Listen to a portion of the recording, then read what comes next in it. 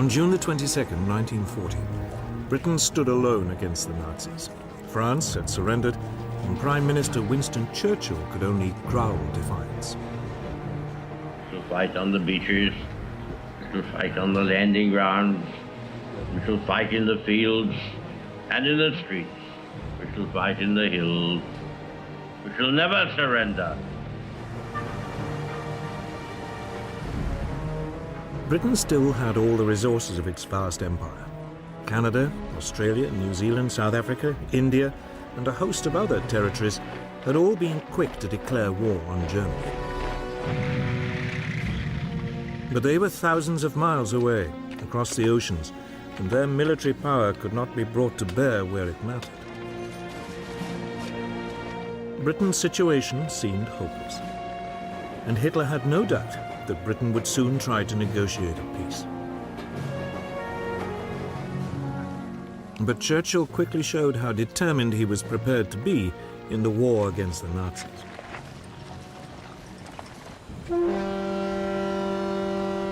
A powerful squadron of 2 French battleships and 2 battle cruisers was lying in the port of Mers el Kebir in French North Africa.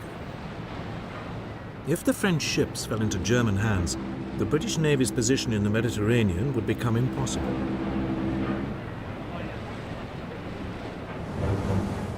So on July the 3rd, a Royal Navy task force demanded that the French ships either join it or sail to a neutral port to be interned. The French refused. So the British opened fire on their former allies.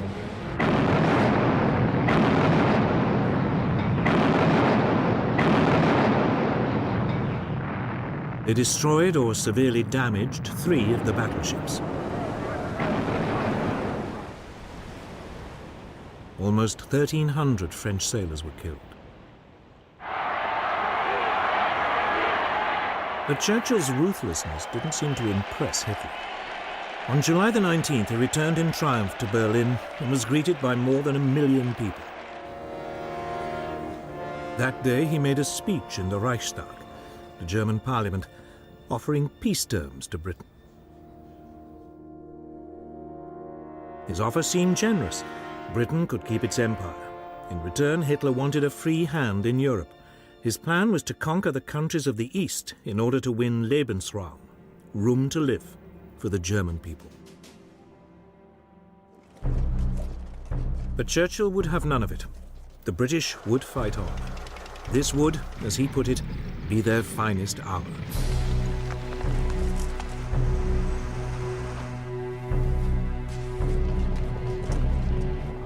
Churchill's defiance was immensely popular. King George VI wrote in his diary, "Personally, I feel happier now that we have no more allies to be polite to and to pamper."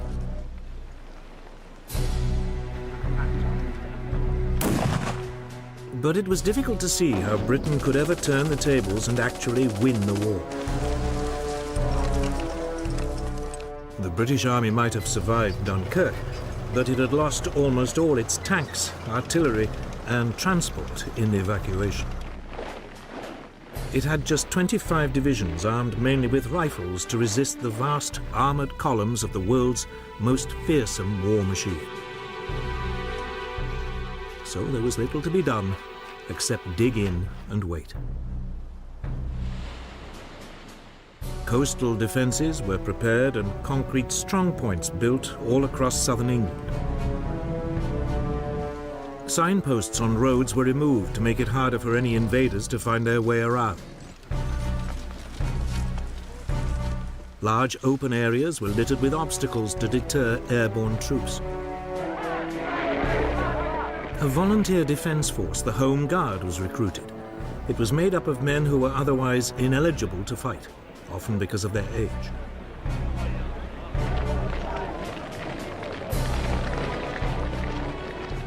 By the end of June 1940, almost 1.5 million volunteers had signed up. But there were few weapons with which to arm them. Hitler, meanwhile, was getting on with his invasion plans, codenamed Operation Sea Lion.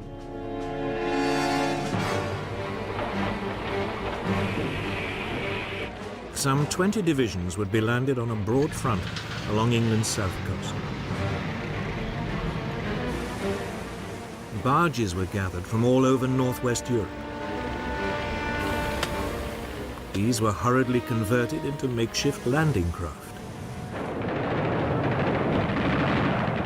Troops were trained for beach landings. But for all Hitler's bravado, those planning sea lion were worried. Hitler might dismiss the English Channel as just another river to be crossed. But Britain's navy was still the largest in the world. It might be stretched thin by its worldwide commitments, but the Royal Navy's home fleet far outnumbered the German Navy.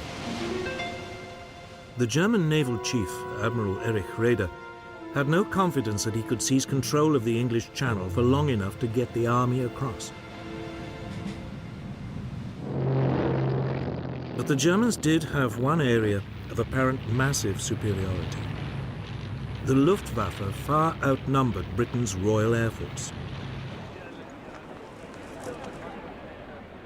The Luftwaffe's commander, Hermann Göring, had little doubt that he could establish air control over the Channel long enough for sea lion to take place.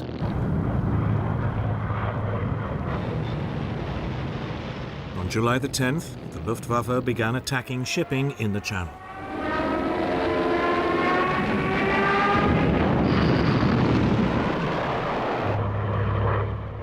In response, the British had two of the most outstanding of the new breed of single-engine, multi-gun monoplanes. The Supermarine Spitfire and the Hawker Hurricane.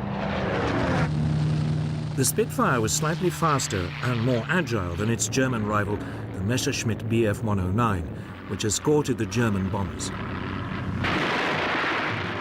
It would be used to intercept these.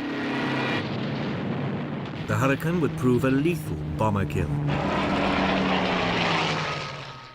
But in July 1940, Air Vice Marshal Hugh Dowding, the head of Fighter Command, had less than 700 fighters.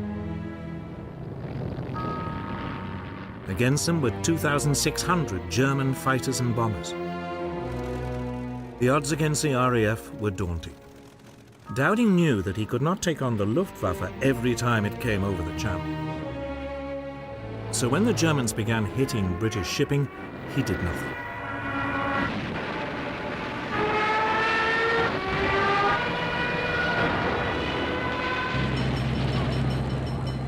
Instead, he would only use the RAF to stop the Luftwaffe from establishing the air supremacy needed for invasion.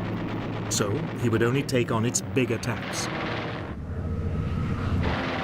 To help him, the British had one crucial innovation: radar. By the 1930s, scientists in both Britain and Germany knew that objects well beyond human sight could be detected by bouncing radio pulses off them and measuring the time it took for the signals to return. In Britain, a team of scientists led by Robert Watson Watt began developing radar as a means of detecting approaching aircraft at long range. Their work was seized upon by Dowding. He made radar the core of the world's first integrated air defense system.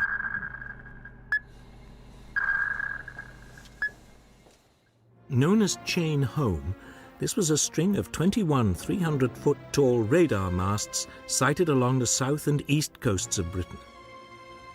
These could pick up aircraft at a range of 120 miles and give their distance, direction, height, and numbers.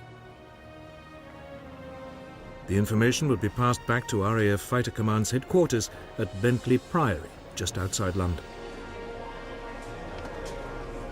There, it would be assessed, and warning of an impending raid passed to Fighter Command's operations room. Moonshine 1-4, Sky Blue, take target 1, channel G George. Roger. Controllers would then alert the nearest RAF airfields and scramble the necessary number of fighters. The question was, would radar make up for Germany's massive superiority in numbers?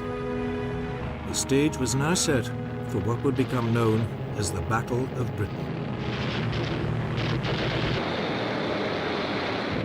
Since June the 10th, 1940, the German Luftwaffe had been battering British shipping in the English Channel. The Luftwaffe's commander, Reichsmarschall Hermann Göring, was determined to lure the British Air Force into combat. But Britain's Air Chief Marshal Hugh Dowding refused to take the bait. He used his fighters sparingly, knowing that the real battle was still to come.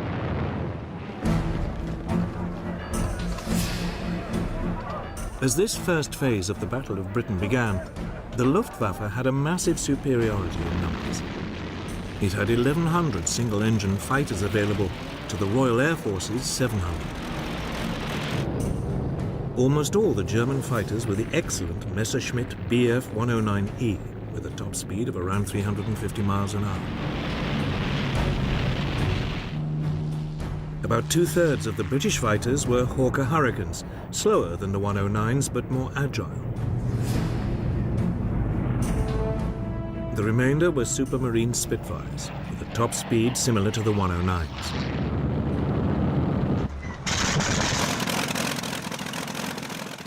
For their assault, the Germans had over 1,300 medium bombers, Dornier Do-17s, Heinkel HE-111s, and Junkers Ju-88s, each carrying about 4,000 pounds of bombs.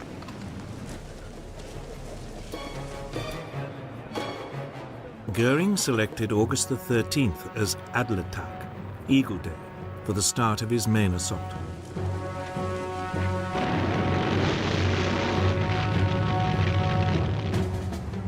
His aim was to destroy RAF fighters in the air, and the RAF's airfields and Britain's aircraft factories.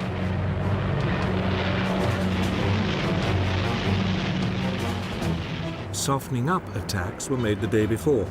These concentrated on the airfields and the radar towers along the south coast.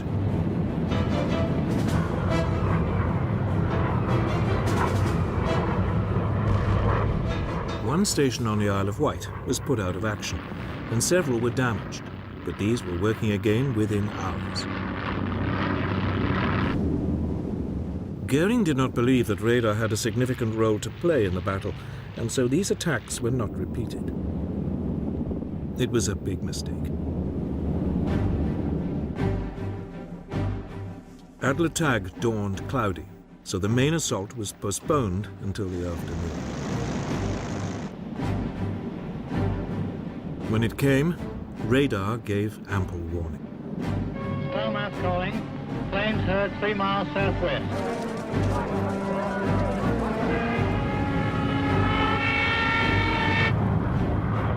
Nonetheless, most of the RAF airfields in the south were hammered.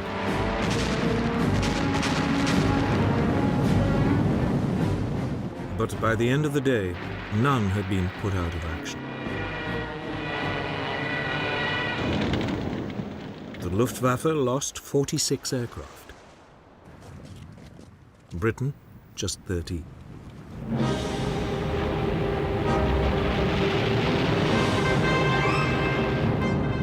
The Luftwaffe mounted its largest attack of the whole battle on August the 15th.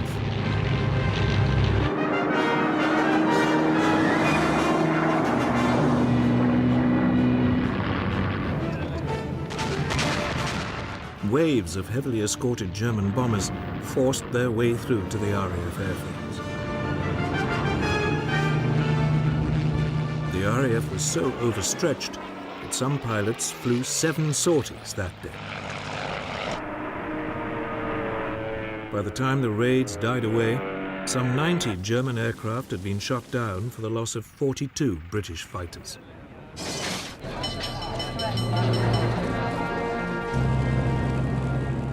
The battle continued with equal ferocity over the next few days. Both sides became increasingly exhausted. Dowding tried to rotate his pilots to rest them, but he simply did not have enough of them. Many were being sent into battle with just 10 hours flying experience.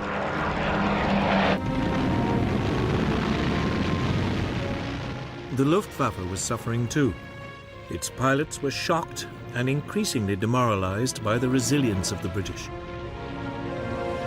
The RAF fighters always seemed to be waiting for them.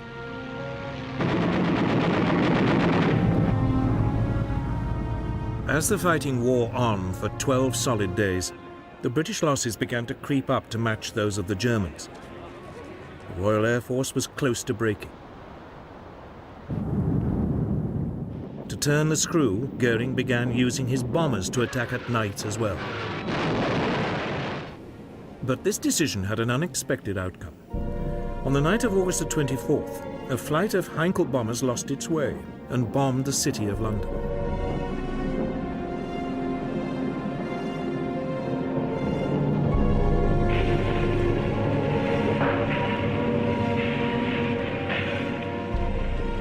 It was the first attack on a non-military target. The next night, 81 British bombers responded by raiding Berlin.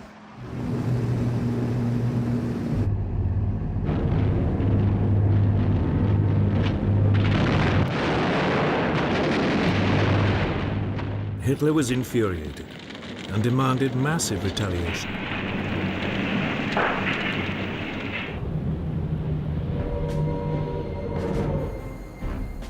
This came on the evening of September the 7th. German bombers attacked the London docks and surrounding areas. More than 450 people died and thousands of homes were destroyed. But in fact, this was Goering's second crucial mistake. By switching from the RAF's airfields just at the moment when it seemed about to break, he gave it the respite it needed. Had Goering continued to attack the airfields, the RAF could not have continued to defend the skies. Instead, on September the 15th, British radars picked up another massive assault on London. The first wave of 100 bombers and 400 fighters was intercepted. Fighting raged all the way from the coast.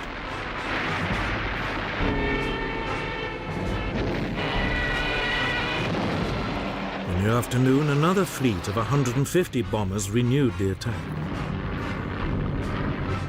Winston Churchill was at Fighter Command headquarters that day. After he heard controllers calling in reinforcements from neighboring groups, he asked, "What other reserves have we got?" The reply was, "There are none."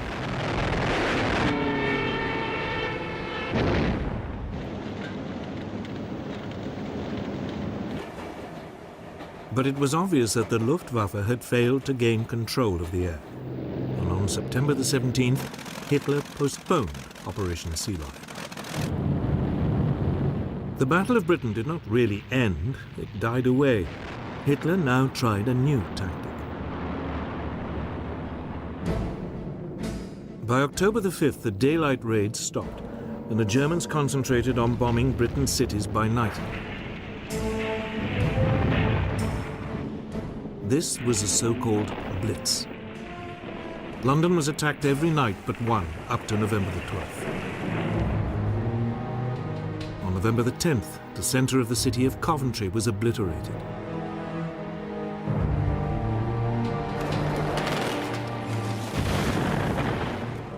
The blitz continued into 1941, with the last major raid being made on London on the night of May the 10th. More than 50,000 civilians were killed in the Blitz, but there was never any question of Britain cracking.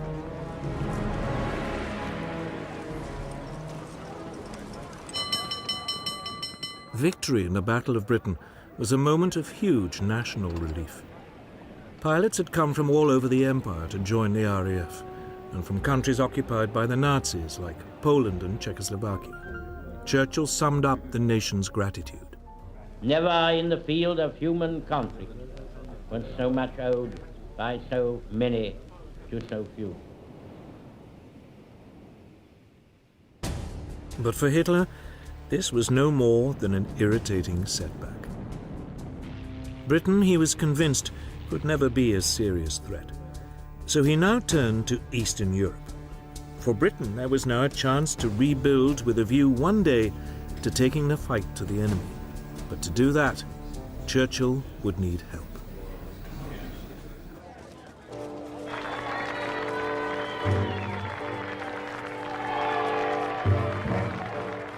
Britain may have won the Battle of Britain, but it was still immensely vulnerable.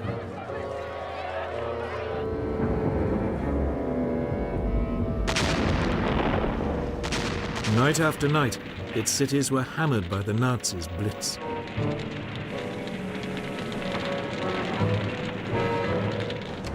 Its supply lifelines at sea were under constant assault. Churchill needed more help. And there was only one country that could provide it: the United States.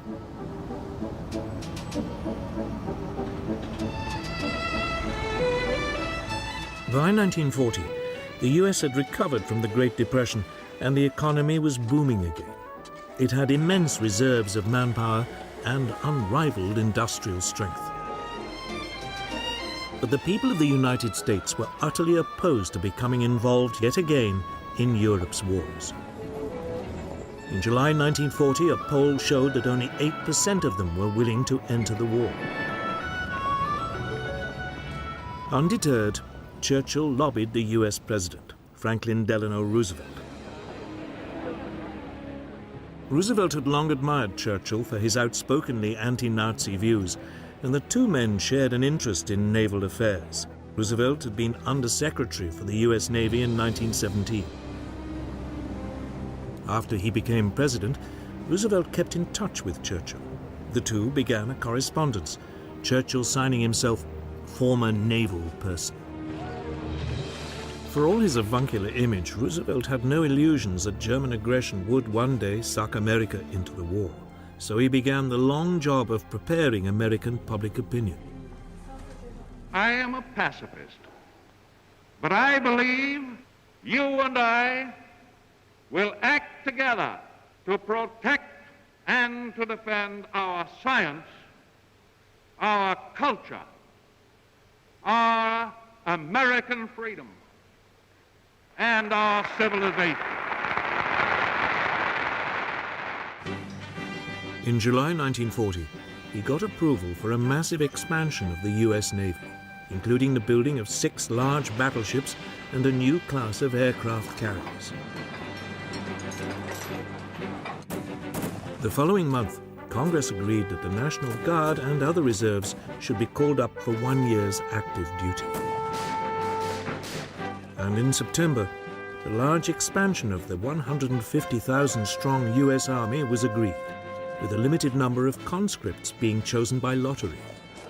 The first number drawn by the Secretary of War is serial number 158. That same month, Roosevelt announced a deal under which the US would supply Britain with 50 World War I destroyers in return for 99-year leases on bases in Newfoundland and the Caribbean. The British Navy, desperate for more escorts to fight the U-boats, began taking them over within days of the deal being signed. The clearest sign that Roosevelt was slowly winning the argument came in the November 1940 presidential election, when he convincingly defeated the isolationist Wendell Willkie with 27 million votes to 22 million.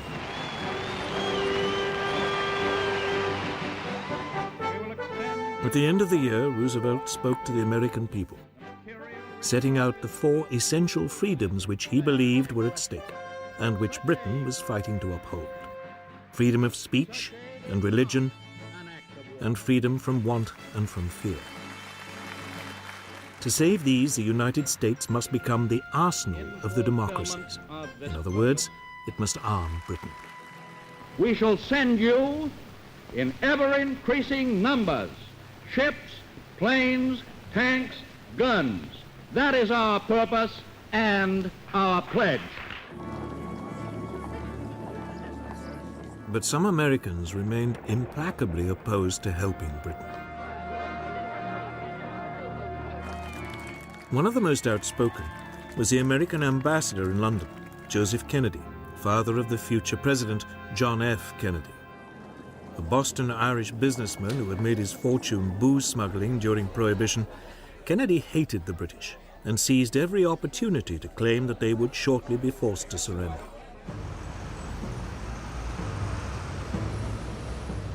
However, Kennedy's virulence was counterbalanced by the growing admiration many Americans felt for the bravery shown by the British people during the Blitz.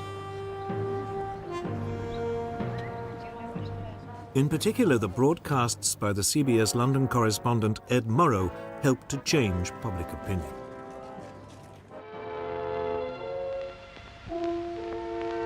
This is London. I remember the evening of Sunday, December 29th. It was just like any other winter evening. The first bombers were over London at about 6:30.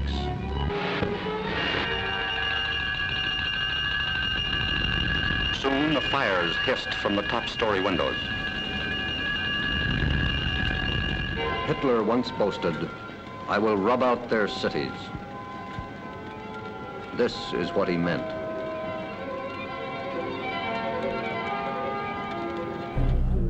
Encouraged by his electoral success, in January 1941, Roosevelt introduced his so-called Lend-Lease Bill.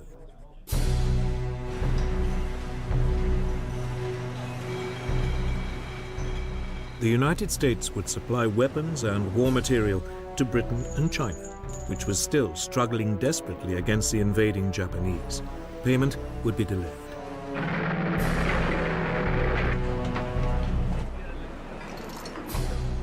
Roosevelt likened Lend-Lease to lending a neighbor a hose to put out a fire. He would worry about the payback later. Roosevelt was also being canny. It also meant that, unlike in 1917, if America had to enter the war, it already would have a substantial weapons industry. American war preparations didn't end there. Roosevelt secretly authorized U.S. military staffs to discuss a common strategy with the British should America enter the war. By April 1941, he felt confident enough to take another step to help Britain at sea.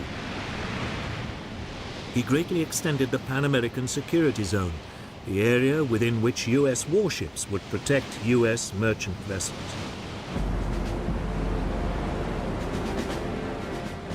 In May, U.S. troops set up bases in Greenland, and in July, U.S. Marines were sent to replace the British garrison in Iceland, which was there to deprive the Germans of its harbors.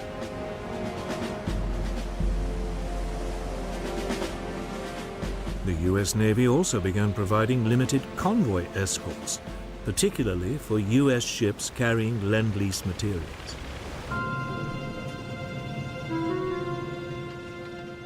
Hitler now gave his submariners strict instructions not to sink American ships, as he didn't want to provoke the United States into war. But inevitably, there were clashes. On September the 4th, 1941, a British aircraft attacked a German submarine. Thinking that the strike had come from the nearby U.S. destroyer Greer, the U-boat fired a torpedo at it. The Greer responded with depth charges, and there was a running battle which lasted 3 hours.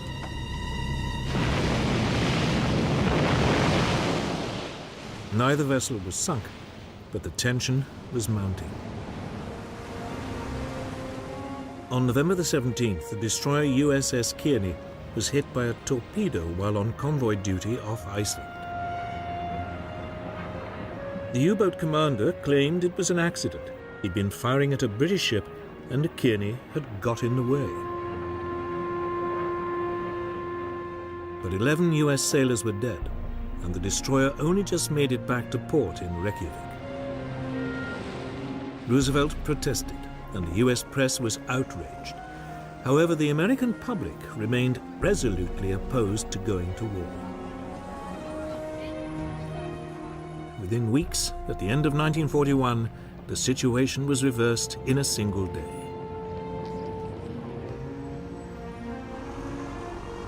But in the meantime, Britain would have to fight on alone. And luckily, it had an astonishing weapon to hand.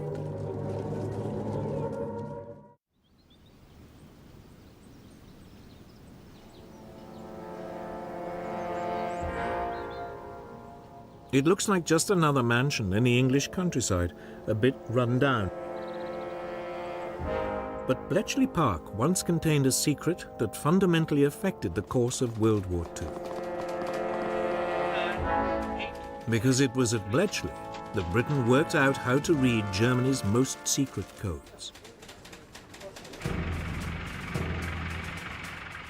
Since the mid-1930s, all the German armed forces and intelligence departments had adopted a standard machine for encoding their messages. The cipher machine E, better known as Enigma. It was developed in the early 1920s as a handy tool for businessmen to keep commercial messages secret. It was powered by a battery, and its encoded messages were transmitted in Morse code to be decoded on a second Enigma machine at the receiving end.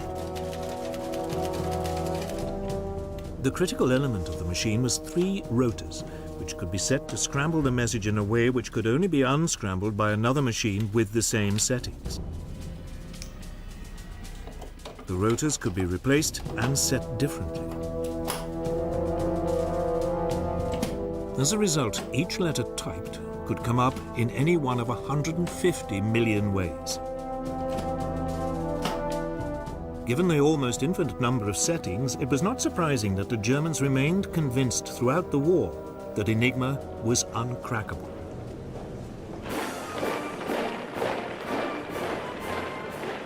It was the Poles who took the first steps in solving this baffling puzzle.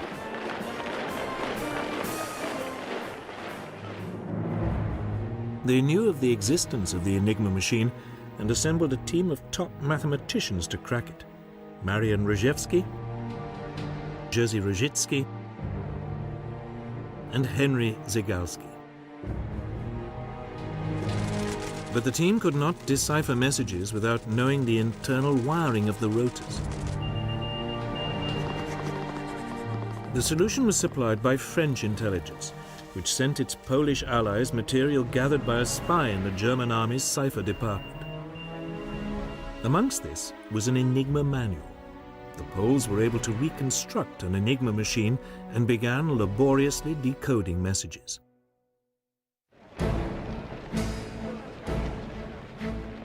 By July 1939, Hitler was sounding increasingly threatening towards Poland.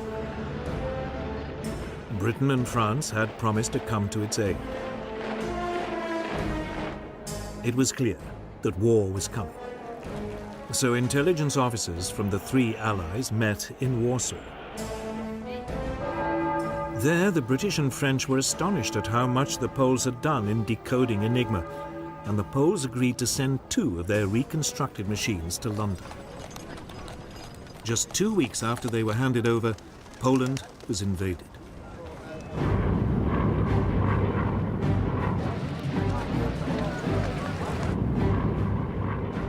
By the time Poland fell to the Germans, the Polish cryptographers had destroyed all evidence of their work on Enigma.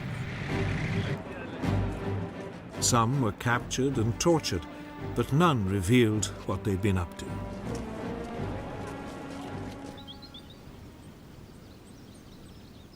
The task was now taken up by the British at their government code and cipher school at Bletchley Park near London. Its head was Commander Alistair Denniston. Denniston recruited a strange collection of mathematicians, chess masters, and crossword puzzle experts to continue the decoding. Among these experts was Alan Turing at Cambridge Don. In 1936, Turing had described the idea of a universal computing machine, a machine that he believed would one day be able to solve all mathematical problems. He used his ideas to design decryption machines known as bronze goddesses. The raw material for Bletchley came from the British Y service, a chain of radio listening stations which monitored and recorded German transmissions. The messages were fed into Bletchley's bronze goddesses, and permutations run until at last the key was found.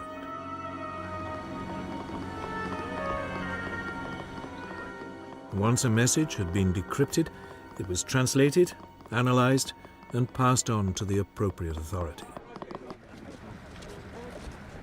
From the moment he became Prime Minister and learned of Bletchley's work, Winston Churchill understood its extraordinary importance. He referred to Bletchley's output as his ultra-secret information, and Ultra became its code name. The distribution of Ultra was tightly controlled. Senior commanders were shown only that information which directly concerned their operations. The need to keep the source of the intelligence secret was so great that Churchill insisted that no action could be taken on the basis of Ultra material unless a cover plan had been developed to convince the Germans that the intelligence must have come from another source.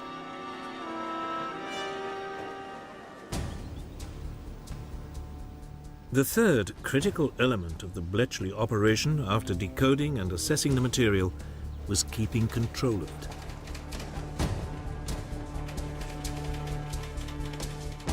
Often Ultra revealed vital information about German plans and actions. News of forthcoming attacks and other intelligence was filed away in a massive card index system. This was constantly mined for answers to questions great and small. By the end of the war, Bletchley was decoding much of the German traffic almost as fast as it was being sent. It was jokingly said that it would have been quicker for a German commander to ring Bletchley to get his orders. It was at sea that the Allies first became aware of how vital information from Ultra could be.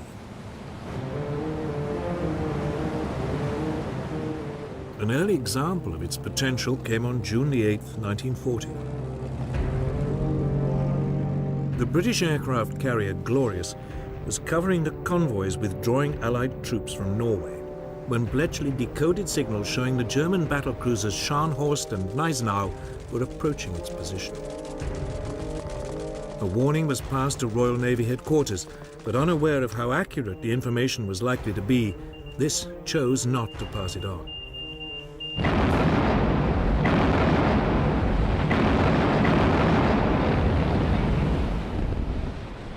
The Glorious was intercepted and sunk. The British Navy had learned the hard way just how important the new source of intelligence could be. It was not a mistake it would make again.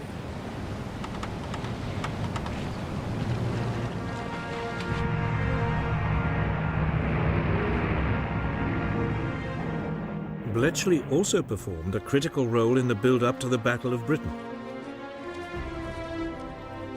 It had provided a clear picture of the Luftwaffe's order of battle and the overall strategy being adopted by its leader, Hermann Goering.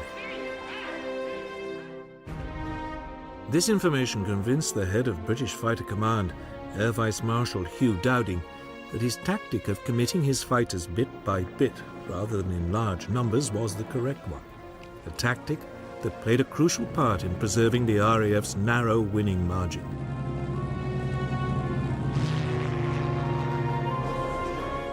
As Britain continued its lonely fight into 1941, it had at last found a way of fighting back. Bletchley Park was ready for action. The major breakthroughs had been made, the systems for exploiting them put in place and well tested. In the coming years, Ultra and the work of Bletchley Park would prove vital to the Allied successes.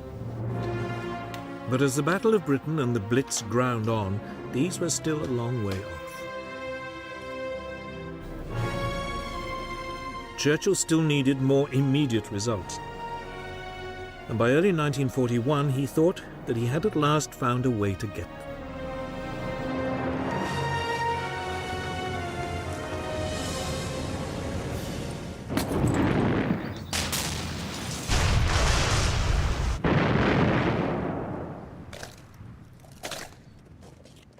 Nazi Germany might now control most of Western Europe, but Britain's Prime Minister, Winston Churchill now decided to take the war to the Germans. We shall not flinch from the supreme trial. All will come right out of the depths. Even before France had surrendered, he was looking for ways of striking back and of keeping resistance alive in the countries which had been overrun.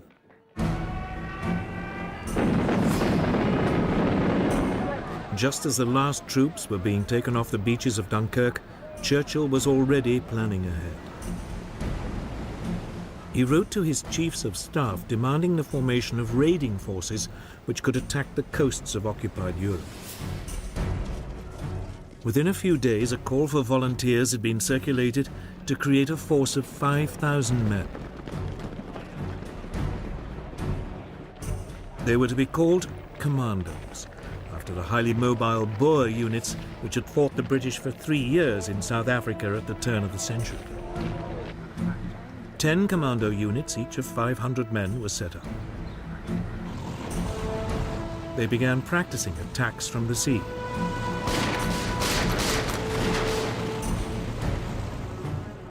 One unit was ordered to specialize in parachuting and using assault gliders. This soon became the basis of the separate parachute regiment.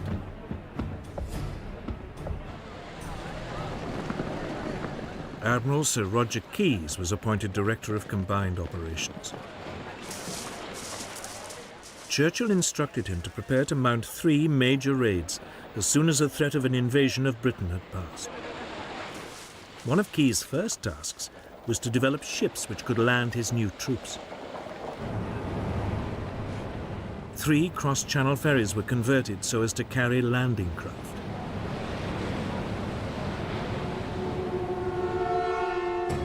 On March the 4th, 1941, 2 commando units and a demolition squad were landed on the Lofoten Islands off northern Norway. Their main objective was to destroy factories which converted fish oil into glycerine for explosives.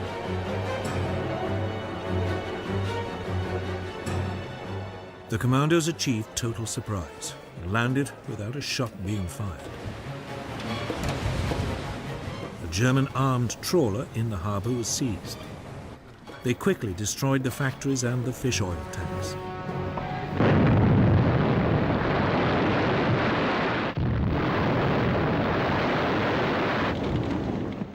One officer could not resist using the local post office to send a telegram to A. Hitler, Berlin. It read, "Reference your last speech. I thought you said that wherever British troops land on the continent of Europe, German soldiers will face them. Well, where are they?" The commandos then rounded up 60 Norwegian collaborators and 225 German prisoners before returning without any losses. With them, they also took 115 Norwegian volunteers. These would then join the Free Norwegian forces in Britain.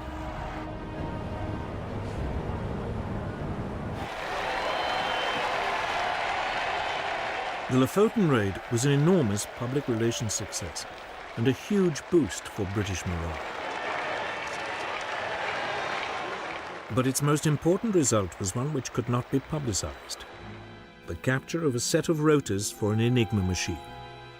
Although the machine had been thrown overboard from the armed trawler, its crew forgot the spares.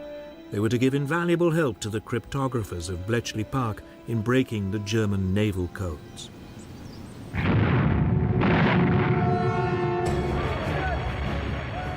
Then in December 1941, 4 commando units landed at the Norwegian port of Vagsø and were immediately involved in heavy fighting.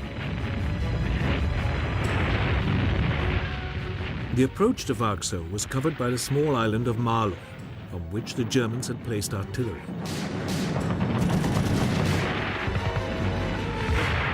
This was quickly overrun, but across the water in Vagsø, the fighting was intense.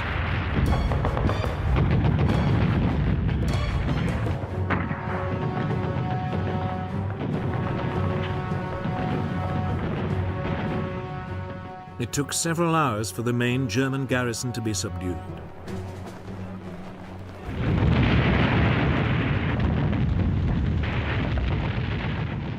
The commandos then blew up several factories and sank 8 ships before withdrawing.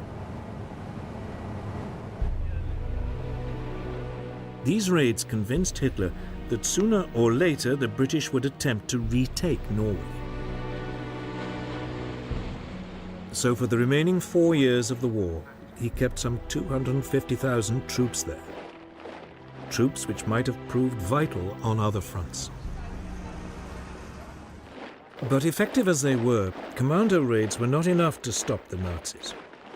Churchill needed other ways to hurt them, so he focused on the resistance movements in the occupied countries.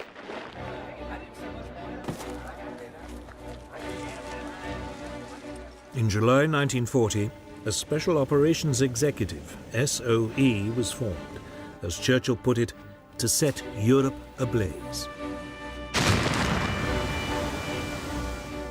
Its objectives were to encourage sabotage of the enemy war effort, gather intelligence, and prepare clandestine forces to disrupt German defenses.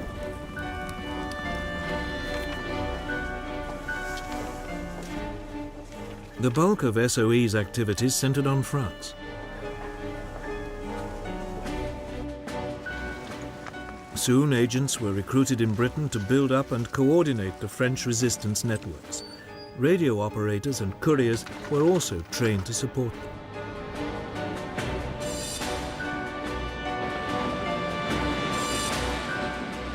One problem was how to get these teams into the country.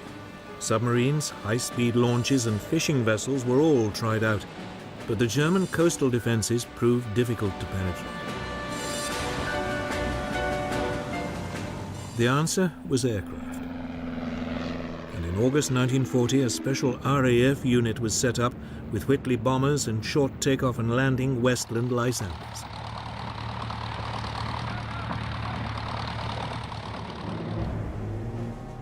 Agents and equipment were either parachuted in from the bombers or flown in and brought out by the Lysanders.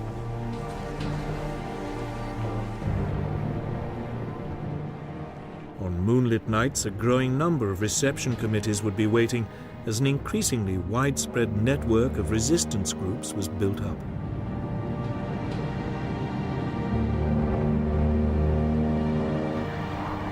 But all the while, they were hunted by an increasingly sophisticated German counter-espionage system.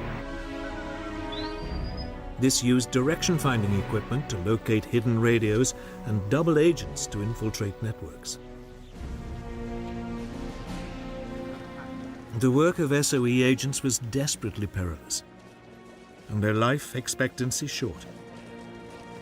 The slightest lapse in concentration might betray them to the Gestapo. Many suffered torture and death. But Churchill was sure it was worth it. Keeping resistance alive in the occupied countries gave hope to millions that liberation would eventually come.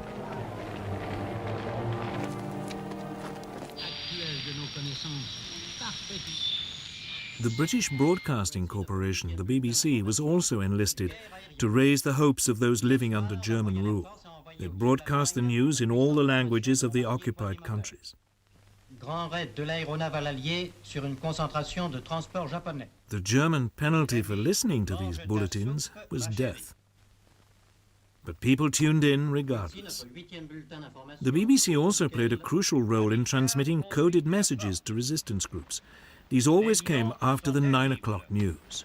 Message très important pour le chef de Gaël. Attention, il va pleuvoir bougrement ce soir. For the peoples of occupied Europe, the prospect of liberation might only be a distant dream, but in the middle of 1941 it suddenly became more likely. For by then, Britain was no longer alone in fighting Nazism. It had gained a massive ally, but it wasn't America, which Churchill had assiduously been courting. It was the Soviet Union.